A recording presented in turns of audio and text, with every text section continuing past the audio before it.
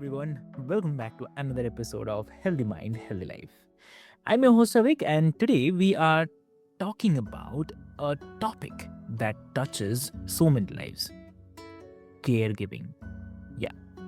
So many different health challenges can suddenly thrust someone into the unexpected role of a caregiver, right? So this role can be lonely, can be stressful, and exhausting. But today, we are going to learn about what caregivers truly need and how we can support them physically, mentally, and spiritually. That's very important, right? So, our guest today is someone who has dedicated her life to advocating for the caregivers and their families, Amy Chastain. So, welcome to the show, Amy. Thank you. I'm happy to be here. Lovely, lovely. So, before we start, I'll quickly love to introduce you to all the listeners, Amy. Dear listeners, Amy is a registered nurse, a caregiver advocate, and a ministry leader. So, she believes that caregiving is both hard and holy work, and she's here to share her wisdom from over 15 years of hands on experience. Yes. And she knows firsthand the emotional, physical, and spiritual toll caregiving can take. And she is very, very passionate about equipping others with the tools they need to care for their uh, loved ones without losing themselves in the process. So, Amy, welcome to the show. I can't wait to discuss about this topic. Thank you. It's one of those things that I think a lot of us don't think about until we're in that situation. It's often caregiving is kind of often done behind the curtain, a little bit in the shadows. We don't talk about it. We don't trot it out at parties, but I just think it's so important to offer support. So many people really are just struggling silently. Uh, and I just really desire to come alongside them and offer them tools and encouragement so that they can continue doing what they need to do for the people they love. Exactly, and I would say that's a great initiative, and that's a great help and relief for them. I would say, uh, I mean, for sure. So, without taking much time, I'll quickly uh, wanted to discuss about like caregiving is often an unexpected journey for many. So, if you can share, like, what led you to become so passionate about supporting the caregivers? Sure. So I ended up coming to nursing kind of later in life, and I had not been working in the field very long when I ended up. I remarried and I stepped back and came into the role of stay at home mom, which is what I expected. But shortly thereafter, I found myself in the position of helping to take care of some of our elderly family members. My father in law walked through Alzheimer's disease, which is just a challenge. That disease has some special challenges with it. My mother-in-law had a major stroke. My son became chronically ill, and we didn't have a lot of answers for it. We were in and out of the hospital, and just personally, my family just walked through a really, really difficult time. Um, Yeah. I, I found myself feeling very alone, overwhelmed, felt a lot of guilt about all the things I couldn't do. And so once I was kind of on the other side of it, I was able to Mhm. look back and, I would just love to be able to use some of the things I've learned the hard way, Yeah. and just kind of help shine a light on that so people know that it will get better, but it's hard. Mm. Yeah, exactly. I can understand this. Yeah. I mean, so like on this, what was one of the hardest lessons that you have learned in your own caregiving journey? Mm. There's only so much you can do, right? It sounds so simple. I think logically we all know that. Um, I knew logically, I know intellectually I cannot cure Alzheimer's disease, but it is really hard, especially like I'm just wired as one of those, caretaking people. Like, I just always have been. So for me, especially to feel like I'm supposed to be taking care of this, but I can't heal it. It felt I just felt like I was failing those people that I loved because I couldn't make them better. Mm, understood. Yeah. And okay, so like you speak about caregiving as both hard and at the same time it's a holy work. So what does that mean to you? I mean, if you can clarify. Absolutely. So I write from a Christian perspective. And for me, walking through that journey, even though I had my faith, I found myself feeling far from God. Um, it's very easy to feel like you've been left, or why did you let this bad thing happen to the person I love? And so to kind of walk through it and get on the other side and realize that those moments that felt like I was alone, really I wasn't. Um, Even when caregiving is unseen by the people around you or by society at large, let's just face it, caregiving is not something that society certainly glorifies. Um, I believe that God sees it and values it. What we do for the least of those, he tells us, you do for me. Um, and I believe there is just eternal value in all of those little small acts of caregiving that often feel unseen or unappreciated. And I think it's just important to know that because it can be such a draining um, task, especially, for situations that are, Uh, ongoing and lengthy. exactly. Yeah, I agree on this. Yes. Um, I mean, also like, so if you're saying so, how can caregivers shift their perspective to see like their role uh, in a more kind of meaningful light? Mm. So I encourage my readers to be able to, I talk about perspective in the book. And, if you're standing on a street and you're looking up at a skyscraper, that's one perspective. If you're on the roof of that building and looking out at the horizon, it's a very different view. And I think we tend to, all of us naturally, we look at things through our own eyes, through our own individual and sometimes self-centered perspective. And I really encourage people to try to step back and to see things through God's eyes. His ways are not our ways, and we often don't understand them. Um, and in the book, I have a little exercise at the end of each chapter where we talk about a perspective shift. And I address that as an acronym for shift in the terms of acknowledging the sacrifices that we're making. Oftentimes people, they're giving of themselves, but they don't really acknowledge the things that they've lost. And I think it's important for caregivers to be able to voice that or at least recognize it, in their own hearts that they have lost things and they have given things up. Um, so we talk about sacrifice and we talk about hope. So we recognize those sacrifices. And then I would ask people, what do you hope for out of this situation? Um, I invite people to take an intervention, which is something they can do or a mind shift set they can make that will Mm. help them to kind of change their perspective. And it might be something like, find a scripture that goes with whatever challenging emotion you're facing right now.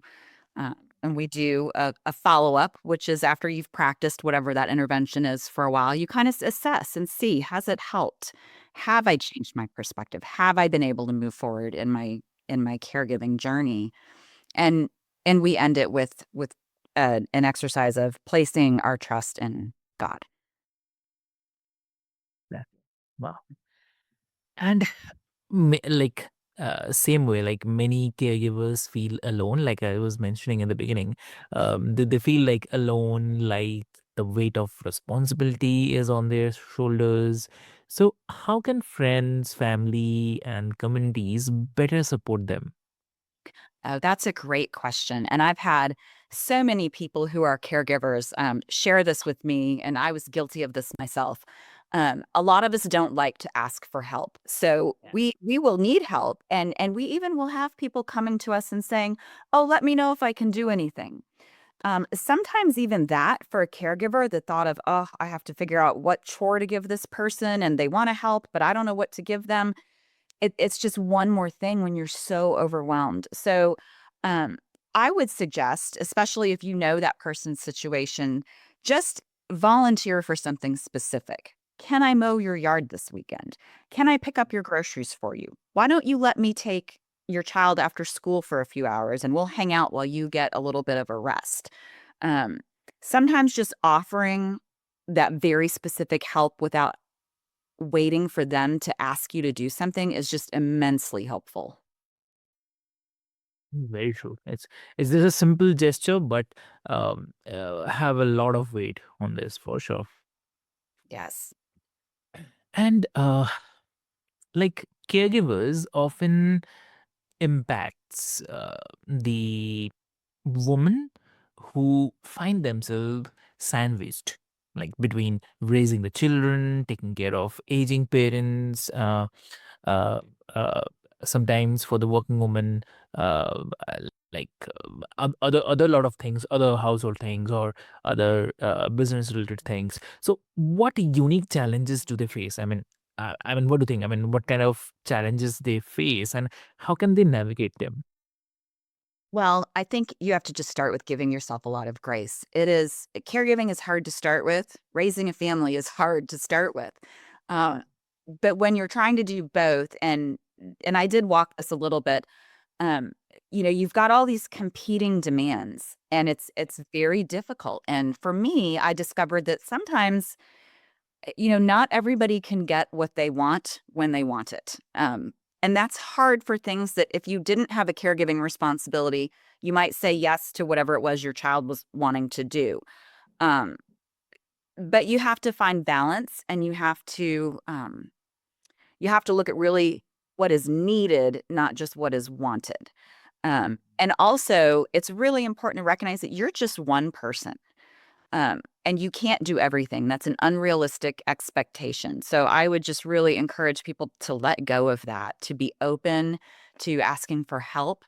Um, the sandwich generation specifically, a lot of those caregivers are still in the workforce, and caregivers not only do they face the personal challenges of their situation of having an ill or injured family member, but that often can spill back into their work life. It often will result in, as someone needing to take off extra time from work or coming in late or leaving early.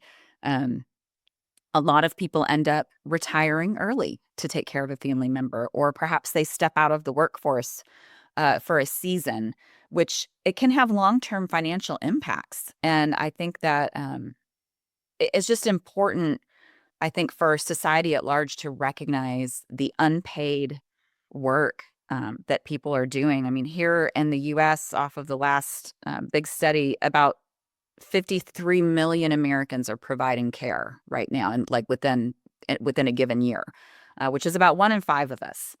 So this is something that just really is so widespread. And I think there's just such an opportunity, if we kind of bring this to the forefront and talk about it a little more, that there are so many people who can support one another, because so many of us have this experience that I think I think there's just some real opportunity there to offer support to those who really need it. Yeah. Very well said, yeah, and say, and then also one more thing is coming to my mind. If you can share, like, um, how does turning to the faith help them? Help caregivers find the balance and uh, strength in these kind of moments. Mhm. So I often found myself in the place of struggling to do it all, wanting to heal it, wanting to fix it. And I'll say, especially with my son, when he was chronically ill, I'm mom. I was the one. Like, I felt like I had to be I was the one that was supposed to take care of everything. And, my faith teaches that I can't do it all, and that I need to surrender control and give it to Jesus, because he is enough and he can provide. And it's so easy to forget that in moments of challenge, where we're acting out of fear and we're acting out of, trying to control this scary situation that we don't like. Um, and having that comfort of faith and knowing that um, he is in control, that we can't control it, so just quit trying, is very comforting. Understood. Understood. Thank you. Thank you so much for sharing this. Yeah. And like you have said that only God is enough. So which I definitely, but something that goes against our cultures that put to do it all, everything. I mean, uh, so how can caregivers release that pressure they feel and truly trust in God's plan? I think that's a daily walk. It's not a one and done. At least it wasn't for me. I I Mhm. had to go back. I found a lot of solace in returning to scripture and to looking at, what God says and what his promises are. Um, for me, I belonged to a weekly ladies' Bible study.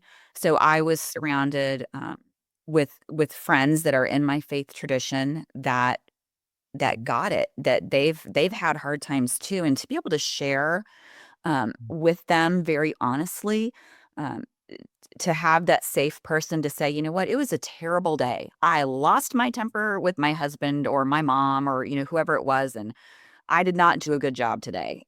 And to have that safe space where they understand and they know you're not perfect, but they're also going to remind you that God's enough and that you don't have to do it all. Because you're right, it's absolutely a bit of a countercultural belief these days that, we're all supposed to be Superman and Superwoman, but it's that's not what God says. Yeah, understood. Okay. So also caregiver can take a toll not just on the body but on the soul also. So how do caregivers stay spiritually nourished while giving so much of themselves to the others? It's a little bit different for everyone. I would always encourage remaining in His Word and Scripture. Read, look at it, listen to it. For some people, they really felt replenished off of worshiping, off of going to a worship service. For some people, it is certain music where they felt that they were getting fed, they were hearing the message of God through music. Um, but they have to be able to, and I know this is so much easier said than done, to carve out some time for that. Especially in certain situations, caregiving can feel like you don't have a spare second in the day. And it feels like it feels selfish almost to say, well, I need to set aside a little bit of time for myself. We're taught to put others first, which is good. We should care for others. But if you're drowning, if you are not taking care of yourself, you're not going to be able to continue on doing what you've been called to do, which is caring for that person that you love. So it's really important to be able to take care of yourself, not only physically, because we're not great at that either, but also socially and spiritually and emotionally. Those things all just go hand in hand. Understood. Yeah. And is there any daily practice or prayers that you would recommend for the caregivers to stay connected to the God? I absolutely recommend daily prayer. And prayer really is just a conversation with God. So it's whatever's on their heart. I think often we try to clean ourselves up a little bit before we Yeah. approach God, and we try to, polish ourselves up a little bit and be presentable. But He already knows. He already knows what's in our hearts. So I would, um, I would say, take your pain, take those hard feelings. If you're exhausted, if you're angry, if you're scared, tell Him. Don't filter it. He can handle it. It might feel scary when you first start doing it, but just have that conversation. And the great thing about prayer is that, well, one of the many great things about prayer, but you can do it anywhere, anytime. You can, if you need to talk to God while you are trying to, give your mother a bed bath, you can do that. If you are struggling as you are sitting at the side of the hospital bed, watching, a loved one suffer, you can pray and call out to Him right there. He will meet you where you are. So I would absolutely encourage prayer and scripture and surrounding yourself with friends and loved ones who are going to support you and who will um, tell you the truth, even when it's hard. If the truth might be you're pushing yourself too much and you need to let go of some of this and let other people help you, then you know a friend is not going to be afraid to say that to you, even though you might not be ready to hear it yet. So I think being open also to the people that God puts in our lives, to help guide us and help keep us on track is also an important thing. Yeah, that's a very great way. Yeah, and also like if there's one thing you could tell every caregiver listening today, what that would be. Thank you. Your work is so important. Um, there are so many people who are hurting, who are sick, who are recovering, and what they do, whether they realize it or not, with every act of care they're giving, is they are acting as the very hands and feet of Jesus. They are taking care of the least, the last, and the lost. And um, we are told to love one another. And how much more could you love someone than to be taking care of them in their hour of need? So thank you. Your work is important. Um, God sees you, and what you do has eternal value. Very well said, definitely. And also on this, I'll quickly ask you, like, where can listeners find you if they want to learn more or seek guidance, or maybe even caregivers if they want to connect with you, how they can connect? Absolutely. So you can find me on my website at amychastain.com. I'm on Facebook as Amy Chastain Author, and you also can find me on Instagram. Um, the website soon, I have an upcoming book directed at caregivers. It releases March 18th, and it is called Enduring Together: Strength for the Weary Caregiver. Oh, wow. Lovely. Great. Great. So, Amy, I mean, this conversation has really, really been blessing, I would say. And caregivers are truly unsung heroes, I truly believe. And I know that so many of our listeners will find comfort and guidance in your words today. And for the listeners, if you know a caregiver, or if you are a caregiver, then take a moment today to check in on everything we discussed today. And uh, if you know someone who is a caregiver, offer them a helping hand, a listening ear, listen to them, or simply a moment of encouragement. So caregiving is definitely a journey that no one should walk alone. And Amy, for this, I thank you so much again for sharing your heart with us. And it's just really, really great. And dear listeners, I'll put all the links of Amy, her websites and socials, so that you can easily reach out to her. And as always, if you enjoyed this episode, make sure to subscribe, leave a review, and share it with someone who actually needs to hear this message. And until next time, keep supporting, keep showing up, and remember that sometimes the best thing we can do is simply be there. So, with this hope, thank you so much.